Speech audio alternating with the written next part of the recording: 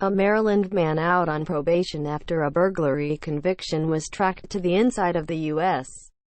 Capitol on the day of the Jan. 6 riot by his GPS monitor, after he received permission from parole supervisors to travel to Washington, D.C., to purportedly hand out Bibles with a religious group. The FBI said.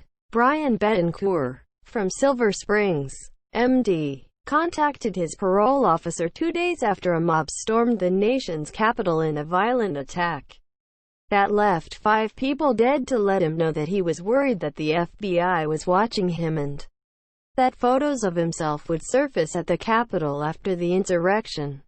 Brian Betancourt left, posing with Confederate flag on Jan.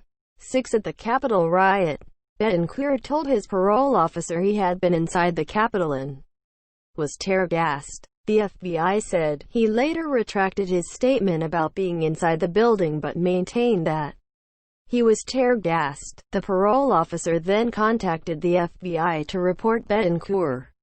Photos turned over to law enforcement officials that appeared on social media allegedly show Betancourt posing with a Confederate flag while standing on scaffolding outside the west side of the Capitol building. In another photo, Betancourt allegedly posted a selfie wearing a Proud Boys t-shirt and making the OK hand sign, a popular gesture for white supremacist groups. While out on parole, Betancourt, whom the FBI says is a self-described white supremacist, was active on racially motivated supremacist internet groups and became increasingly vocal about wanting to carry out a lone wolf attack or a mass shooting.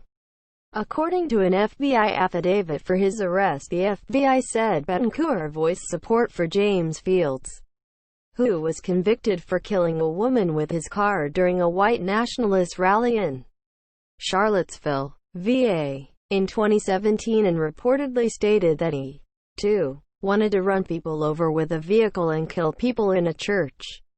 Betancourt later told authorities he had changed his mind about hurting people. The FBI said.